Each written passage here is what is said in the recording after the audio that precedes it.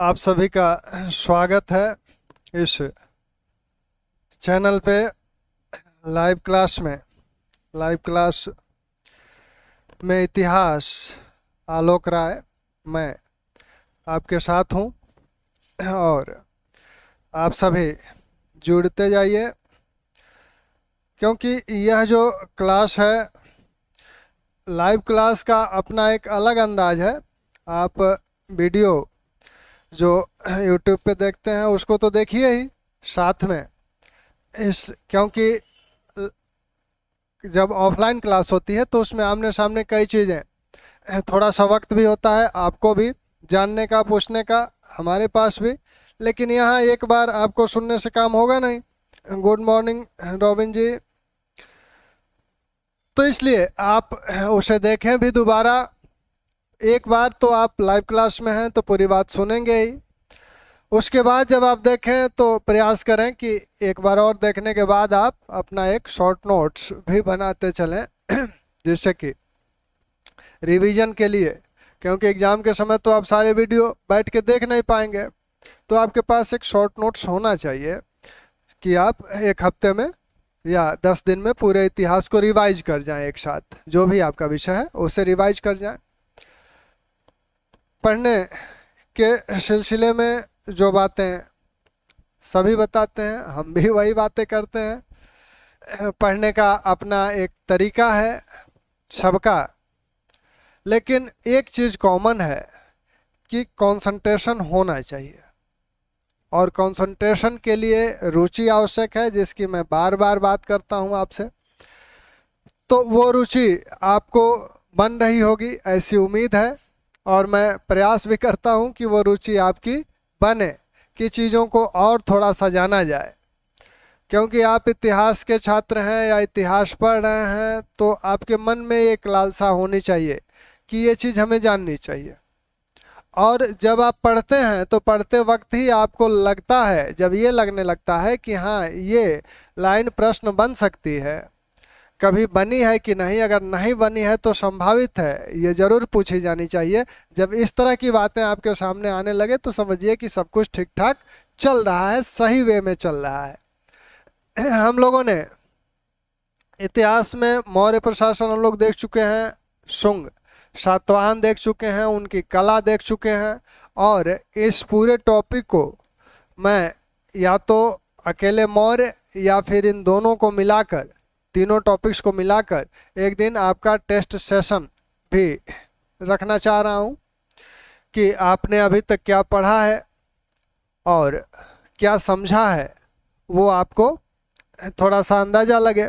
और ऐसा हो कि उन प्रश्नों में अभी तक के जितने संभावित प्रश्न हैं जो आए हैं वो तो हैं ही, क्योंकि देखिए किताबों में थोड़ा सा जो भी मार्केट में किताबें हैं वो आपको लगता है देखने के बाद कि इसी किताब से सारे प्रश्न पूछे जाते हैं।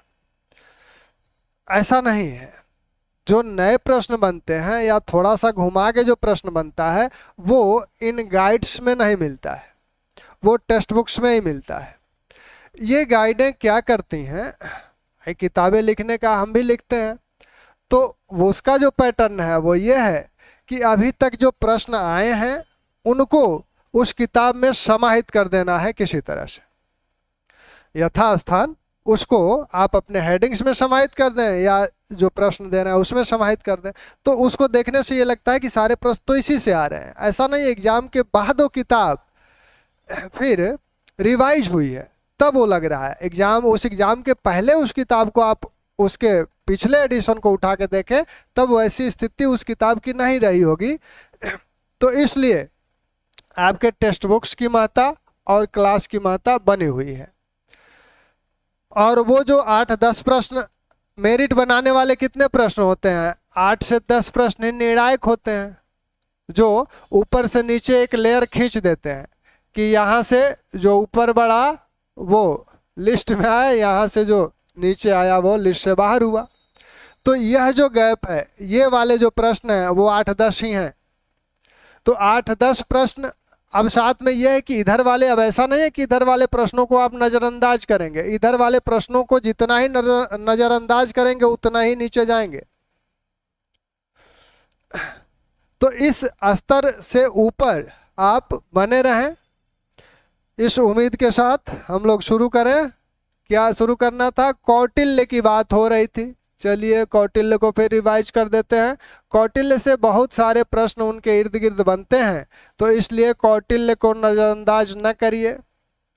और पूरा प्रशासकीय ढांचा, वहां से लेकर गुप्त तक का पूरा प्रशासकीय ढांचा कौटिल्य पर ही निर्भर है। अखंड प्रताप जी नमस्ते।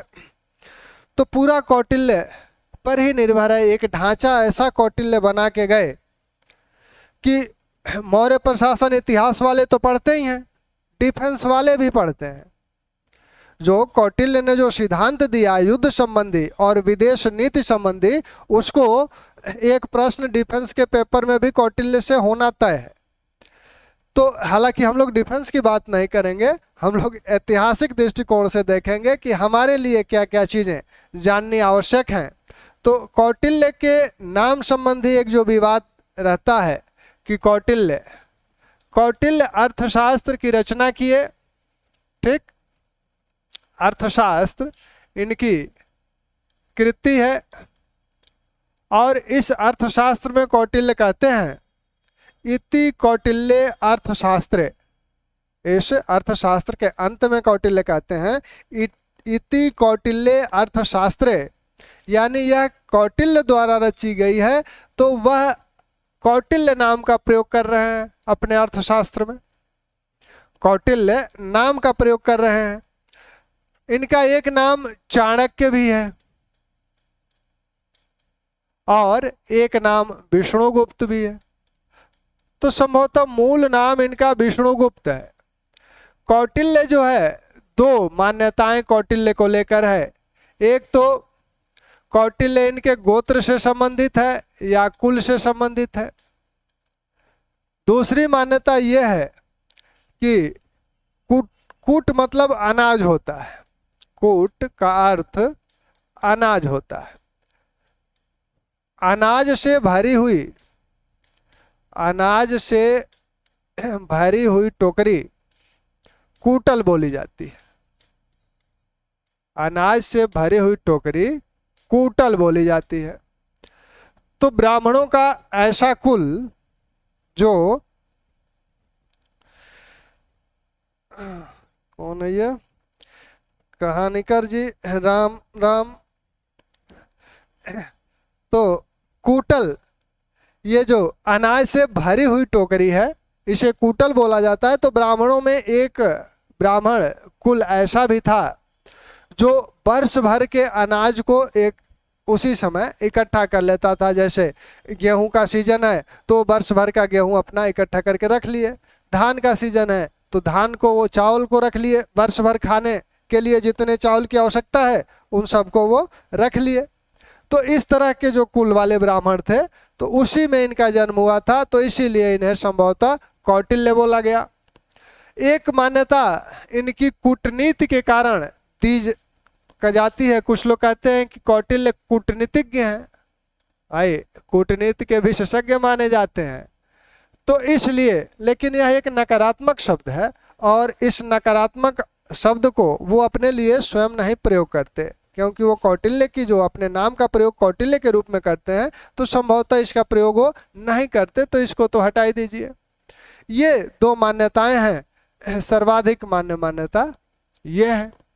चाणक्य के संदर्भ में ये माना जाता है, दो मान्यताएं यहाँ भी है। एक माना जाता है कि चाणक्य संभवतः इनके पिता का नाम था या इनके गुरु का नाम था चाणक्य। तो चाणक्य या तो इनके पिता का नाम था या इनके गुरु का नाम था, इसीलिए इन्हें चाणक्य बोला गया। विष्णुगुप्त इनका मूल नाम जान पड़ता है, यानी विष्णुगुप्त चाणक्य या विष्णुगुप्त कौटिल्य। तो तीन नाम इनके स्पष्ट हैं। अब जन्म कहाँ हुआ, जन्म कहाँ हुआ इनका? तो जन्म के संदर्भ में जो बातें बताई जाती हैं, कुछ एक मान्यता है कि पंजाब में इनका जन्म हुआ, और एक मान्यता है कि सत्ता आसू जी गुड इवनिंग। एक मान्यता है, कल कहाँ चले गए थे आप? तो एक मान्यता है कि क्या कह रहे थे, किसकी बात? जन्म की बात। तो एक मान्यता है कि पंजाब में इनका जन्म हुआ था, दूसरी मान्यता है कि मैसूर में इनका जन्म हुआ था।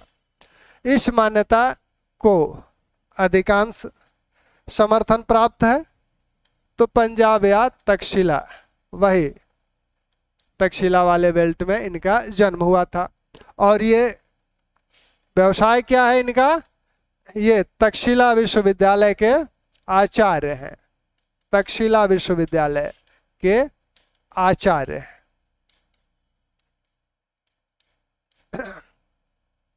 ठीक, अब ये कैसे चंद्रगुप्त मौर्य के साथ जुड़े, इसकी बात विशाख दत्त ने मुद्रा राक्षस में बताई है। उसकी बात हम लोगों ने मौर्य साम्राज्य के अंतर्गत की हुई है कि कैसे ये चंद्रगुप्त से मिले। तो उसको संक्षेप में पुनः दोहरा देते हैं।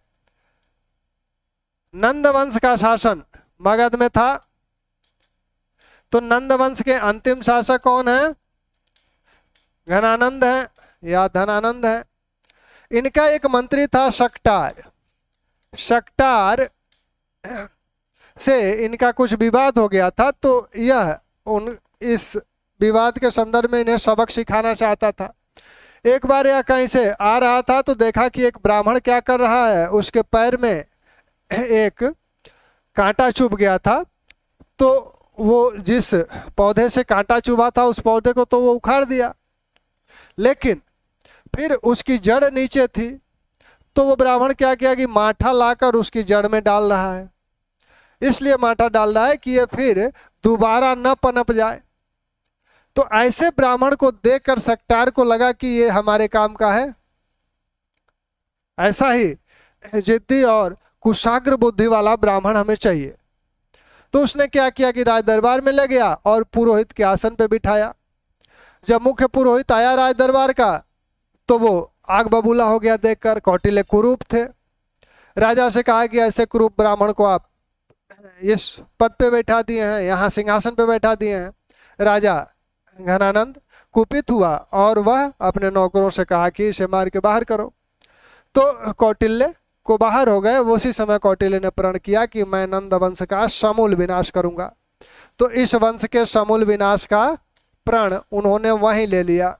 अब शकटार और कौटिल्य साथ हैं, दोनों का एक ही उद्देश्य है। कौटिल्य जब जा रहे थे तो रास्ते में आपके चंद्रगुप्त मिले। कौन सा खेल खेल रहे थे चंद्रगुप्त? चंद्रगुप्त कौन सा खेल खेल रहे थे? जब देखा था कौटिल्य ने चंद्रगुप्त की पहली मुलाकात जब हुई थी, तो उस समय चंद्रगुप्त कौन सा खेल खेल रहे थे? हांसू जी, उस समय चंद्रगुप्त जो खेल खेल रहा था वह राजकिलम नामक खेल खेल रहा था। और वहीं पर कौटिल्य ने चंद्रगुप्त को 1000 कसार्पण में खरीद कर लेकर चला गया। कौटिल्य की जो रचना है उस पे बात करनी है आज। अर्थशास्त्र। अर्थशास्त्र एक राजनीतिक ग्रंथ है। यह अर्थव्यवस्था का, इकोनॉमिक्स का ग्रंथ नहीं है, बल्कि राजनीतिक ग्रंथ है। राजनीतिक ग्रंथ क्यों है? इसका नामकरण अर्थशास्त्र राजनीतिक ग्रंथ होने के बावजूद कौटिल्य ने इसका नामकरण अर्थशास्त्र क्यों किया, उसके बारे में कौटिल्य स्वयं बताते हैं। कहते हैं कि भूमि युक्त, मनुष्य युक्त जो भूमि है, मनुष्य युक्त भूमि ही अर्थ है। क्योंकि मनुष्य भूमि से अपनी क्या करता है? जीविकोपार्जन, पार्जन करता है। तो वो कहते हैं कि मनुष्य युक्त भूमि अर्थ है, और इसे प्राप्त करने तथा इसकी रक्षा करने संबंधी शास्त्र को अर्थशास्त्र कहेंगे। संबंधी शास्त्र अर्थशास्त्र है। मनुष्य युक्त भूमि को प्राप्त करने और उसकी रक्षा करने संबंधी शास्त्र ही आपका क्या है? अर्थशास्त्र है। अब मनुष्य युक्त भूमि, राज्य के जो आधुनिक सिद्धांत है, इसमें राज्य के जो अंग हैं आपका निश्चित भूभाग है, निश्चित भूभाग, जनसंख्या, 4 अंग है ना, जनसंख्या और आपका सरकार यानी राजा उस समय राजतंत्र में, और आपकी संप्रभुता। तो यहां आप देखें तो यह निश्चित भूभाग और जनसंख्या ये आपका यही है, ये आपका यही तो है मनुष्य युक्त भूमि, यानी जितने भूमि है वो पूरे राज्य के अंतर्गत है और जितनी जनसंख्या है वो है। तो मनुष्य युक्त भूमि यानी राज्य को प्राप्त करने और उसकी रक्षा करने की बात जिस शास्त्र में बताई जाए वही अर्थशास्त्र है। तो इस प्रकार कौटिल्य इसका नामकरण अर्थशास्त्र करते हैं। अर्थशास्त्र नामकरण करने के पीछे ये कारण है। अब अर्थशास्त्र जो है, अब इसमें यही नहीं है कि सिर्फ राज शासन के ही विषय में बताया गया है। इस अर्थशास्त्र में मूल रूप से राजनीतिक ग्रंथ तो है, लेकिन इसमें सामाजिक चर्चा भी है, आर्थिक चर्चा, राज्य से संबंधित आर्थिक चर्चा और उसकी सुरक्षा संबंधी चर्चा। तो बृहद पैमाने पे इसमें आर्थिक चर्चा भी की गई है और सुरक्षा या युद्ध संबंधी चर्चा भी व्यापक स्तर पे की गई है। तो इसलिए इसे यह एक ऐसा ग्रंथ है जिसमें राज्य के जितने भी तत्व हैं, सबकी जो प्रमुख तत्व हैं, स्थानीय प्रशासनों की चर्चा इसमें इसीलिए नहीं है क्योंकि राजनीतिक जो, जैसे संविधान में आप संविधान देखते हैं तो आपका सबसे मूल विधि जो है संविधान है, तो उसमें आपके स्थानीय शासन, जिलाधिकारी कैसे कार्य करेगा, तहसीलदार कैसे कार्य करेगा, इसकी चर्चा नहीं होती है, वो सिर्फ शासन स्तर की चर्चा होती है। तो वैसे ही इसमें भी वही बात देखने को मिलती है। अर्थशास्त्र में कुल 15 अधिकरण हैं और 180 प्रकरण है, यानी 15, एक तरह से कहिए तो 15 अध्यायों में यह बांटा गया है। इसकी जो पहली प्रति मिली थी, हस्तलिखित प्रति, 1905 में एक मैसूर के ब्राह्मण को मिली थी और उसने इसे मैसूर संग्रहालय को दिया और वहाँ के जो प्रमुख थे वो थे आपके श्याम शास्त्री।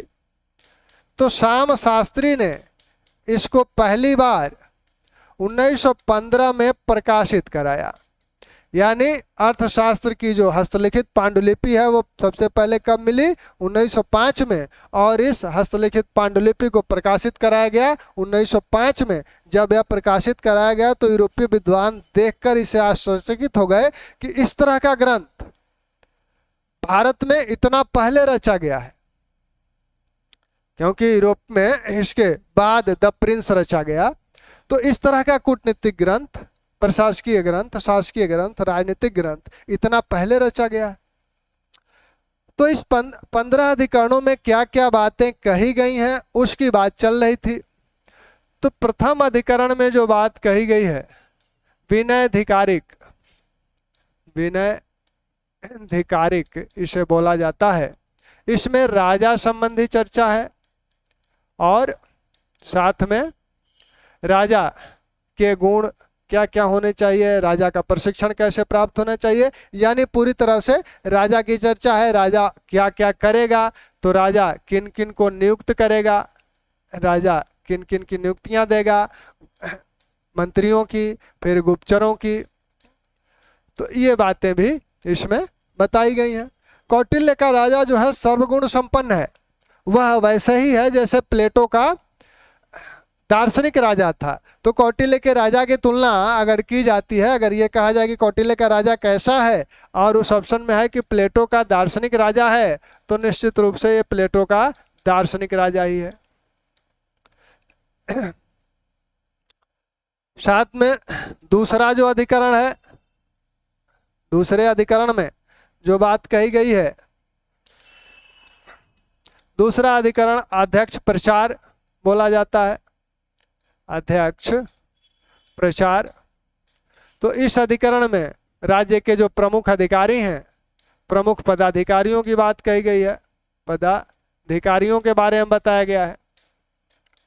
तीसरा अधिकरण धर्मस्थी है, इसमें न्यायालय की बात है, न्याय की बात है। धर्मस्थी इसमें न्यायालय और न्यायालय और न्याय की बातें हैं। आपने देखा था कि मौर्य काल में दो प्रकार के न्यायालय होते थे, धर्मस्थी और कंटकशोधन। धर्मस्थीय न्यायालय में दीवानी मामलों पे बातें होती थी और कंटकशोधन में आपके किस तरह की बात होती थी, फौजदारी मामलों की बातें होती थी। चौथा,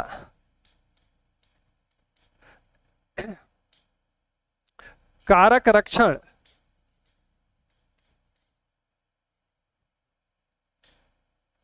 इसमें समाज को चोरों आदि से बचाने की बात कही गई है। पांचवा मंडल जो है योग वृत्ति है, योग वृत्ति। इसमें आपको कहा गया है कि जो राज्य कर्मचारी हैं, राज्य कर्मचारियों के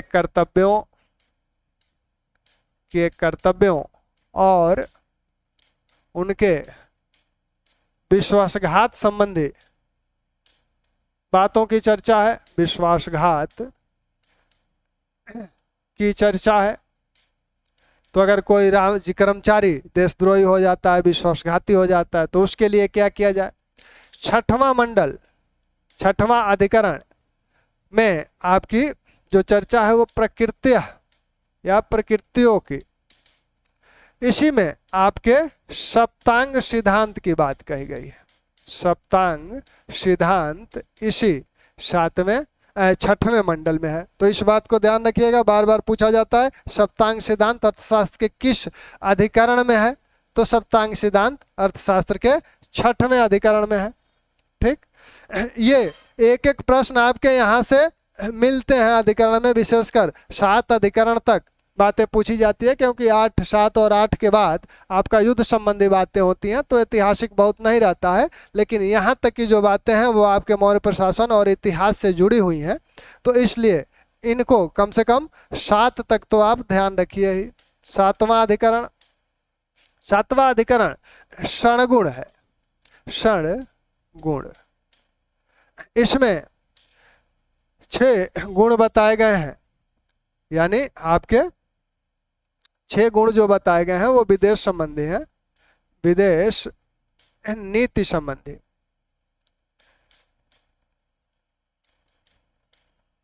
संधि, विग्रह, आशय, संश्रय। इसी में आपके संधि, विग्रह, यान, आशय, संश्रय, द्वैध भाव, तो ये 6 आपके इसमें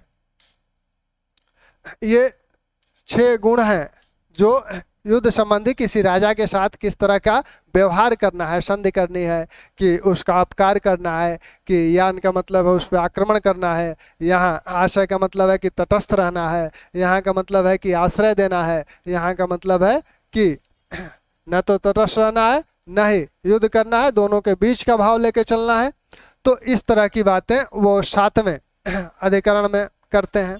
8वें से लेकर 15वें अधिकरण तक सब में लगभग युद्ध की बातें हैं। 8वें अधिकरण 8वें से 15वें तक इन सब में लगभग युद्ध की बातें हैं। 8वें अधिकरण में यह बताया गया है सेना संबंधी बातें बताई गई हैं। सेना संबंधी 9वें, इनको भी देख ही लीजिए। 9वां जो अधिकरण है इसमें बताया गया है कि सेना जब प्रस्थान करती है तो अभियान, अभियासत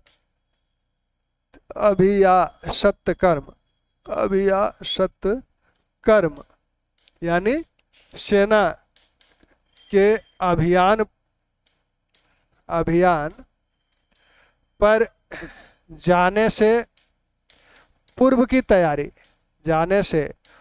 की तैयारी के विषय में इस अधिकरण में बात की जा रही है। 9वें अधिकरण में। 10वें अधिकरण में आपको बात की जा रही है कि सेना जब प्रस्थान करती है, संग्रामिक इसे बोलते हैं, इसको आपको बहुत ध्यान देने की जरूरत नहीं है। यह सेना जब युद्ध भूमि में होती है तो उस समय की बातें, किन किन चीज़ों का ध्यान रखना है, वैसे ही आपकी 11वें में संघ वृत्ति की बात करते हैं। संघ वृत्ति की सेना के साथ छल कपट आदि, छल कपट आदि अपनाना है। कैसे? कूटनीति आदि अपनाना है, तो कूटनीति आदि की बात करते हैं। वैसे ही 12वें में आपके बात करते हैं कि जो अब लियास, यानी जो कमजोर राजा है, कमजोर अगर कोई राजा है, कमजोर राजा द्वारा अपनाई जाने वाली छल नीति की बात इसमें की जाती है। मान लीजिए आपसे कोई शक्तिशाली शासक है तो उसके सामने आप आक्रमण तो कर नहीं सकते, तो उसके लिए आप किस तरह की नीति अपनाएंगे उसकी बात है। 13वें में वो दुर्ग लभ्योपाय की बात करते हैं, यानी दुर्गों को कैसे जीता जाए, दुर्गों को कैसे जीता जाए, यानी किला वगैरह की बात करते हैं। 14वें में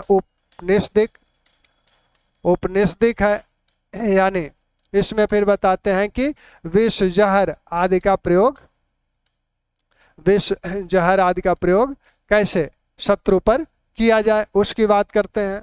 तंत्र मंत्र, विष जहर तंत्र मंत्र के भी प्रयोग की बात करते हैं कि युद्ध में किस तरह के तंत्र मंत्र पढ़े जाए कि शत्रु पर विजय प्राप्त की जा सके। फिर आपका 15वें अधिकरण में कहते हैं कि इन तंत्रों के उपयोग संबंधी सावधानियों की बात करते हैं।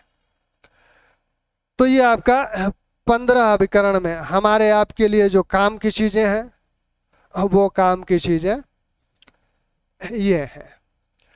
प्रथम अधिकरण विनयाधिकारिक, राजा कैसा हो, राजा को वो सभी गुणों से संपन्न बताते हैं कि सर्वगुण संपन्न हो, दुनिया का जितना भी गुण हो सकता है सब राजा में होना चाहिए। लेकिन इस बात से भी इनकार नहीं करते कि एक व्यक्ति में सभी गुण नहीं हो सकते हैं, ऐसे सामान्य रूप से नहीं हो सकते। इसीलिए वो कहते हैं कि राजा को प्रशिक्षित किया जाए जिससे कि उसमें ये सभी गुण समाहित हो जाए।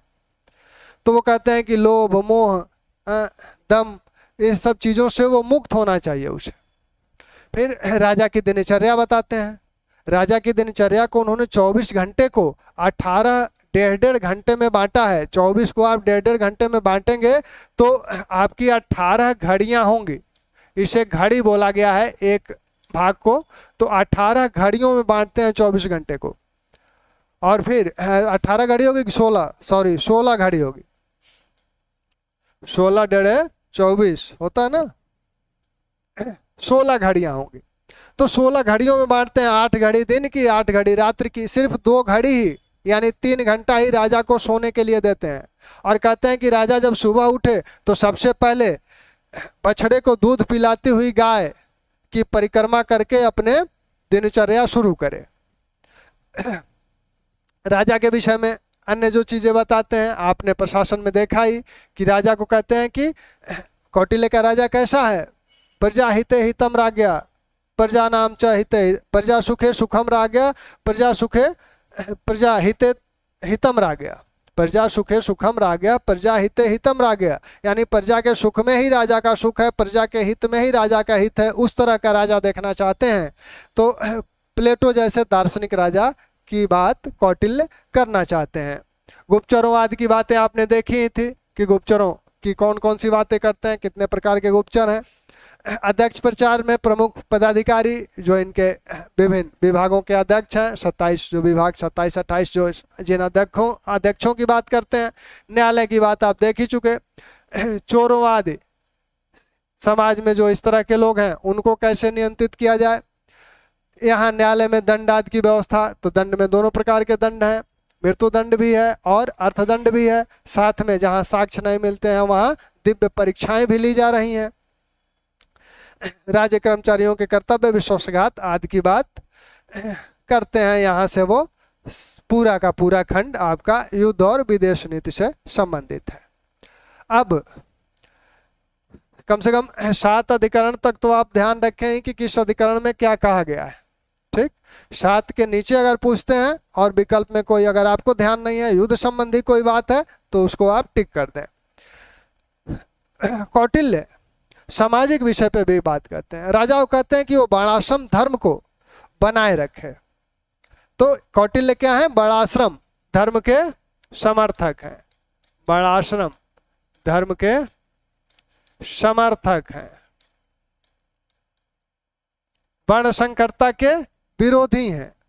राजा को यह विशेष सलाह देते हैं कि वो वर्णाश्रम धर्म का हर हाल में पालन कराए।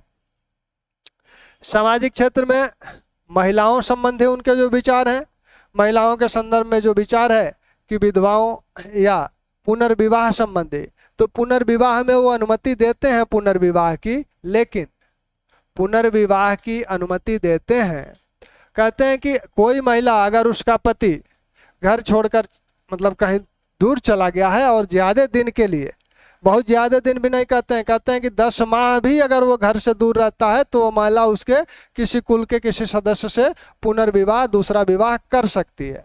इस तरह की बात कौटिल्य ने पुनर्विवाह के संदर्भ में भी दिया है। कौटिल्य जो दुर्गों की बात हो रही थी उसमें ध्यान दीजिएगा। दुर्गों की बात में वो कहते हैं कि कई प्रकार के दुर्गों की बात करते हैं। दुर्ग जो होते थे, किला यानी राज्य की रक्षा के लिए होते थे, तो उसमें कई प्रकार के दुर्गों की बात करते हैं। औशक, पार्वत्य, धान्व, वन, 4 प्रकार के दुर्ग की बात कौटिल्य द्वारा की गई है। इन दुर्गों को ध्यान रखिएगा, ये दुर्ग आपसे पूछे जा सकते हैं कभी भी। औशक जो जल से घिरा हो, यानी किसी 2 नदियां हो या एक नदी हो, वहाँ टापू हो, तो उस पे जो दुर्ग बना हो, यानी जल से घिरा हुआ जो दुर्ग है, औशक कहते हैं। पार्वत्य यह पर्वतों से घिरा हो, पर्वतों से घिरा हो। और आपका धान्य यह मरुस्थल के बीच हो, मरुस्थल के बीच हो। और वन यह दलदल और कांटेदार झाड़ियों के बीच हो, कांटेदार झाड़ियों के बीच जो दुर्ग होता था उसे दलदल बोलते थे, वन बोलते थे। दलदल और कांटेदार झाड़ियों के बीच में जो दुर्ग होते थे वो उन्हें वन बोलते थे। तो इस प्रकार दुर्गों की बात कौटिल्य ने विस्तार से की है कि किस प्रकार के दुर्ग होने चाहिए। इन दुर्गों का ध्यान रखिएगा। औशक, पार्वत्य, धान्य और वन। कौटिल्य राज्य की अर्थनीति पर भी बल देते हैं। अर्थनीति में वो विभिन्न प्रकार के करों की बात करते हैं। करों की एक लंबी सूची देते हैं। करों की एक लंबी सूची अर्थशास्त्र में दी गई है। मौर्य काल में आपने देखा ही कि इसका अनुकरण किया गया था मौर्य राजाओं द्वारा। वो ऐसा कोई व्यवसाय नहीं है जिसपे वो शुल्क कर नहीं लगा रहे हैं। तो वो कर किस पे लगाते थे? यहाँ तक कि वेश्याओं पर भी वो कर लगाते थे। तो करों की जो लंबी सूची दी गई है, इसमें कर के लिए वो कहते हैं कि जो कर लिया जाए वस्तुओं पे वो 1/6 भाग भूमि कर हो, भूमि कर 1/6 भाग हो, वस्तुओं पर कर 1/10 भाग हो जो बाजार में बिकने के लिए आ रही हैं, और पशुओं पर जो कर हो वो 1/50 भाग हो। 1/50 भाग पशुओं पे कर लिया जाए। ठीक, तो कर संबंधी ये बातें हैं। फिर वो किसकी बात करते हैं? भ्रष्टाचार की भी बात करते हैं। इसके लिए भी राजा को आगाह कहते हैं कि भ्रष्टाचार, वो युक्त नामक अधिकारी का उल्लेख करते हैं कि युक्त नामक अधिकारी इस तरह से धन का गमन करता है जैसे जल में मछली पानी पी लेती है और कोई देखता नहीं है, उसी प्रकार यह युक्त नामक अधिकारी जो कि किसी आर्थिक पद पर बैठा हुआ है, यह धन का गमन इस प्रकार करता है कि कोई देख नहीं पाता है। तो यहाँ वो भ्रष्टाचार की भी बात करते हैं, इससे भी सजग रहने को कहते हैं। राजा को हमेशा सचेत रहने की बात करते हैं। वो कहते हैं कि राजा को अपनी सुरक्षा के प्रति हमेशा सचेत रहना चाहिए। यहाँ तक कि कहते हैं, इतना सचेतता की बात करते हैं कि वो जब अपने रात्रि में रानी के पास जाएं, वहां भी वह सचेत रहे। वह अपने बाल में कोई शस्त्र तो नहीं छुपा के लाई है या विष तो नहीं रखी है, तो उसके वस्त्रों आदि को ढंग से देख ले तो राजा को इतना सचेत होने की बात करते हैं।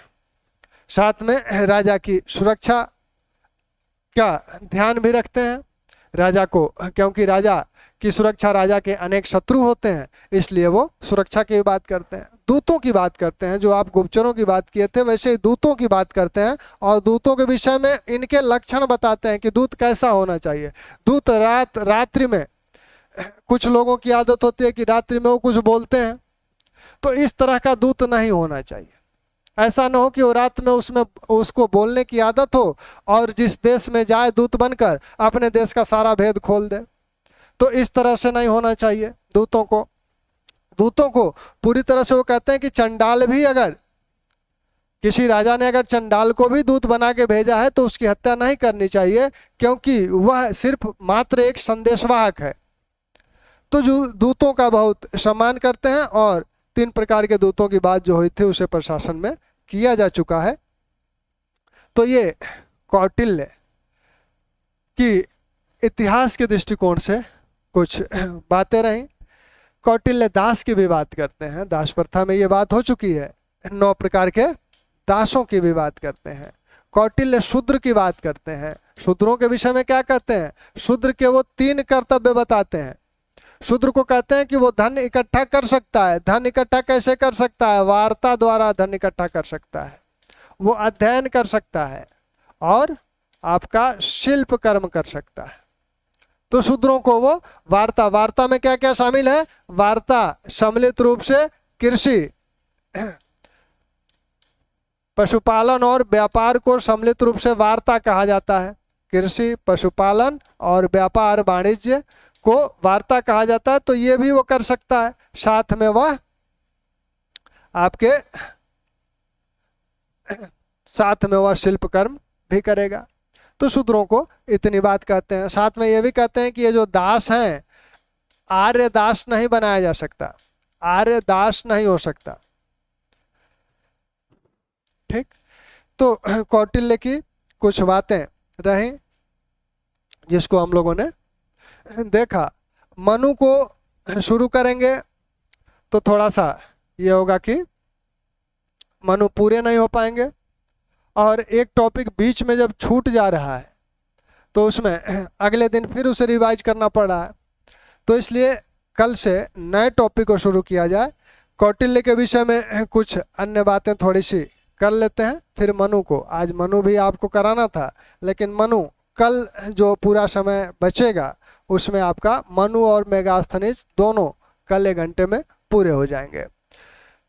थोड़ी सी हमारी आपकी बात, अब जो बातें आज हुई हैं उसमें से कितनी परीक्षा उपयोगी हैं, ऐसी कोई बात हमने नहीं बोली है जो न पूछी जा सके।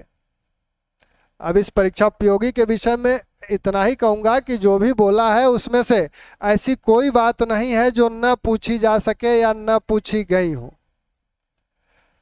कौटिल्य को जब कहा जाता है कि कौटिल्य एक ऐसे विचारक हैं जो, वो सिर्फ एक ग्रंथकार नहीं है, सिर्फ एक विद्वान नहीं है।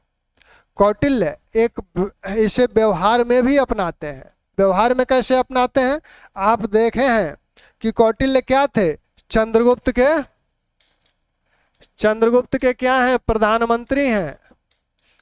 और क्या हैं? चंद्रगुप्त के प्रधानमंत्री हैं, चंद्रगुप्त के पुरोहित हैं।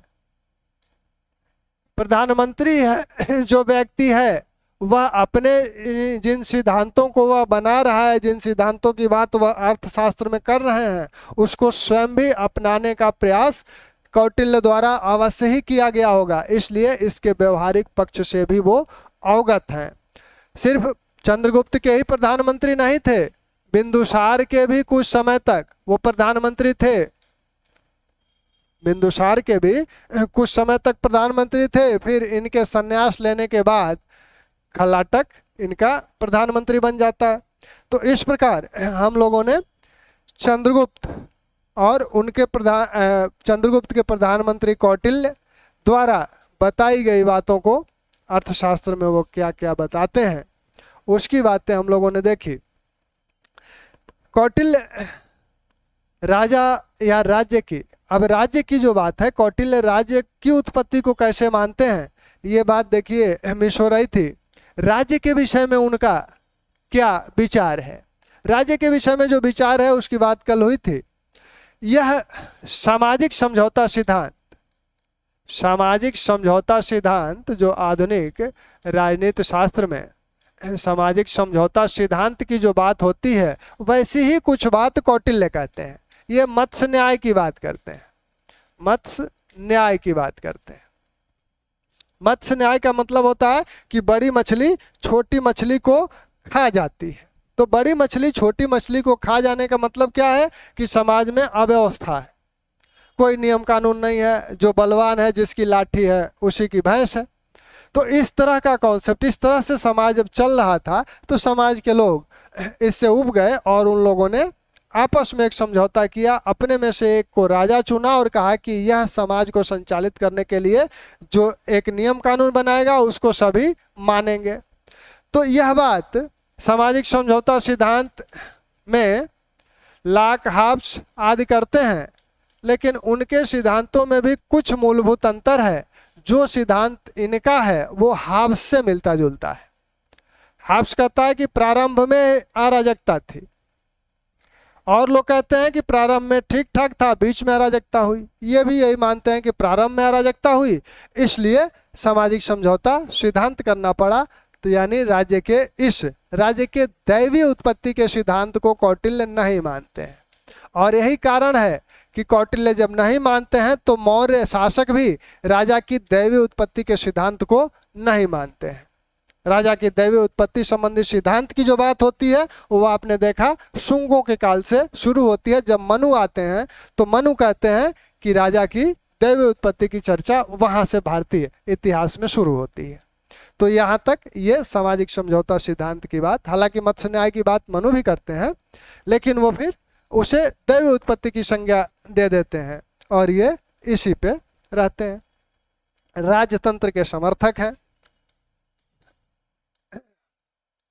राजा के निरंकुश होने के साथ साथ उस पे अंकुश भी लगाते हैं। किस चीज का?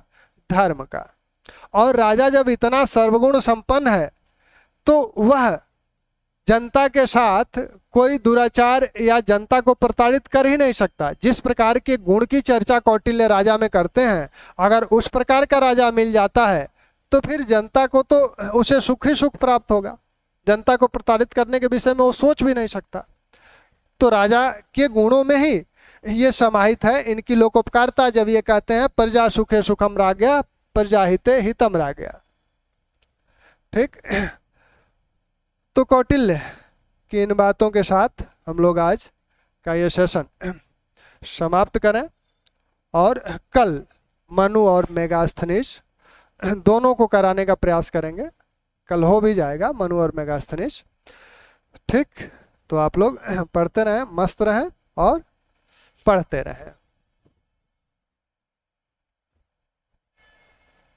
Yes sir.